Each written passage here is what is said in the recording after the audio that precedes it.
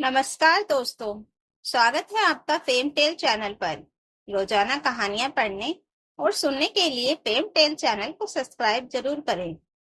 दरवाजे पर लगी घंटी बजी। सुनते ही रसोई में काम करती नेहा ने ननद रिया को दरवाजा खोलने को कहा, जो वही सोफे पर बैठी मजे से टीवी देख रही थी। क्या भाभी, मेरा इतना अच्छा प्रोग्राम चल रहा है और आप कह रही हैं कि मैं दरवाजा खोलूं?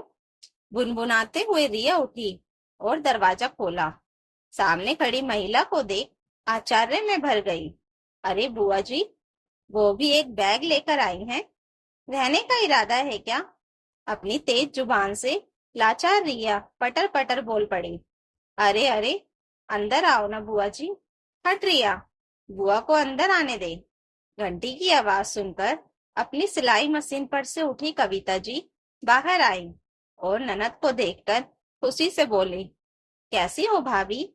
बहुत दिनों से माँ बाबूजी की याद सता रही थी, सोचा आपसे मिलाऊं तो मायके की महक मिल जाएगी। और हाँ, 2 दिन के लिए आई हूँ। कोई दिक्कत तो नहीं है ना? रेखा बुआ ने पूछा। ना ना सूबी, कैसी बात करती है? तेरे आने से मुझे क्या दिक्कत हो सकती है?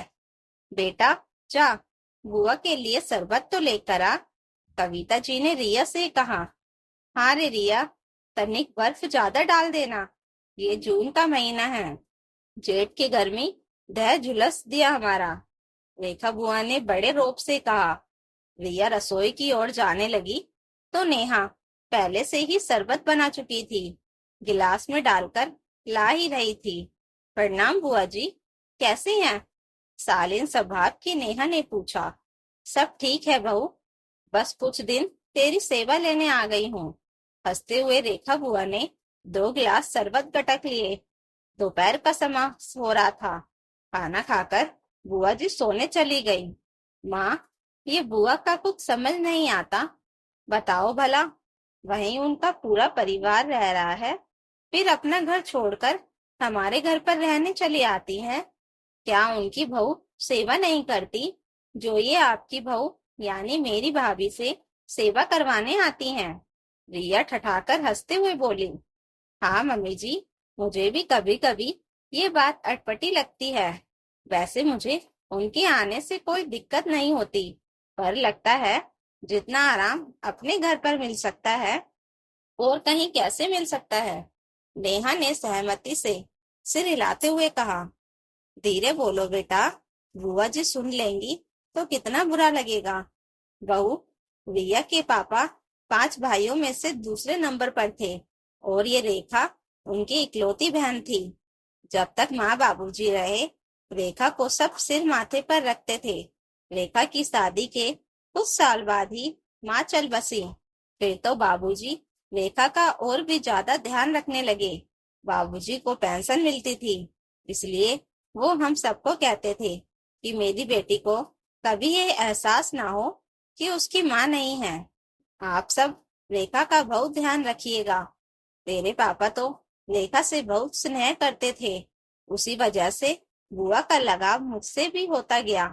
बाकी कोई भाई भाभी रेखा को नहीं मानते थे। एक दिन सड़क दुर्घटना में तेरे दादा और तेरे पापा हमें छोड़कर चले गए। तब पता है, तेरी बुआ ने जितना हो सका तुम दोनों भाई बहनों का ध्यान रखा। मैं तो बस रोती रहती थी। वक्त गुजरता गया, तेरा भाई बड़ा हो गया और उसकी नौकरी उसी शहर में लगी जहाँ तेरी बुआ रहती है, मतलब यहीं। जब से हम यहाँ आए हैं, बुआ कभी कभी आती रहती है। नेहा को तो 2 ही साल हुए हैं। पर रिया, तू बुआ से ऐसे कैसे बोल गई? रहने का इरादा है? बेटा, रेखा के बच्चे जब छोटे थे तब वह गर्मी की छुट्टियों में मायके ही आती थी। जून का महीना और हमारे बगीचे के आम उसे हमेशा भाते थे। अब माँ बाबूजी नहीं रहे, उस घर में अब सिर्फ एक चाचा जी रहते हैं, पर वो कभी भी रेखा को नहीं बुलाते। इसलिए हर साल जून के आते ही मैं रेखा को बोल देती हूँ, जब मन करे आ जाना। अब तुम लोग बताओ, क्या माँ बाबूजी नहीं हैं तो रेखा का मायका उनके भाई भाभी के रहते खत्म कर दिया जाए? कोई नहीं बुलाता तो मैं भी नहीं बुलाऊं? कविता जी ने सवाल किया। नहीं माँ, हम हम समझ नहीं पाए। सच में बुआ जी को कैसा लगता होगा ना। उनके माँ बाबूजी दोनों नहीं हैं और कोई भाई भी नहीं पूछता। आप पापा के नहीं रहने पर भी बुआ का मायका सलामत रखे हुए हो, ये बहुत बड़ी बात है।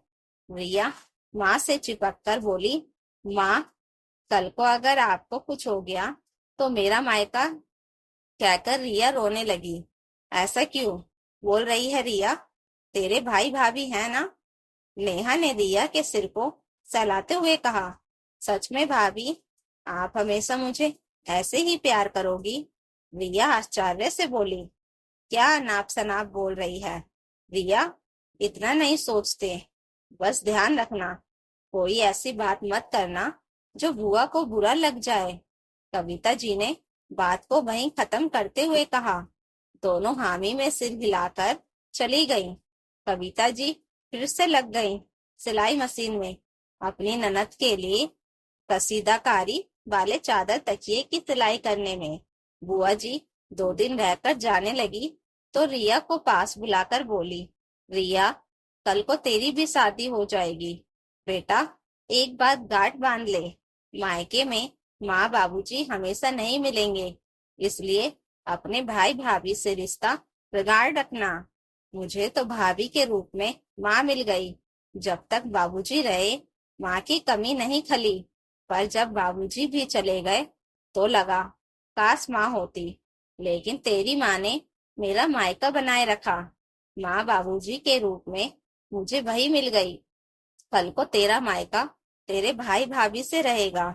बस इस बात का ध्यान रख। अभी से रिश्ते को सुधारते रहना। रिया बुआ की बड़ी बड़ी बातें सुन सिर हिला रही थी, पर अंतर्मन में दृढ़ सा चल रहा था। क्या सच में माँ नहीं रहेगी तो मायका नहीं रहेगा? नहीं, मुझे अपनी माँ बाबूजी को जिंदा रखना है, अपने भाई भाभी के रूप में। मुझे अपने प्यार से, अपनेपन से मायका बनाए रखना है। बुआ को विदा करने के बाद जो रिया पटर पटर करती थी, अब भाभी के साथ मिलकर उनकी मदद करने लगी, ताकि उसका मायका माँ बाबूजी के बाद भी बना रहे। उसके श्रद्ध व्यवहार से रेखा अब केवल बुआ नहीं, बल्कि एक सम्मानित रिश्ता बन गई थी। बहुत सी बेटियों के मायके यूं ही छूट जाते हैं, ना जाने ऐसा क्यों होता है। कल तक मान मनोहार करने वाले भाई भी एक समय बाद बहन का आना जाना बर्दाश्त नहीं कर पाते। सच यही है, रिश्तों के लिए प्रेम बहुत जरूरी है। जहाँ वो नहीं होगा, रिश्ता भी नहीं के बराबर होता है। तो दोस्तों, अगर आपको यह कहानी अच्छी लगी हो तो कमेंट करके जरूर बताइएगा, और नई कहानियों के लिए फेम टेल चैनल को सब्सक्राइब जरूर कर लीजिएगा। Thank you for watching.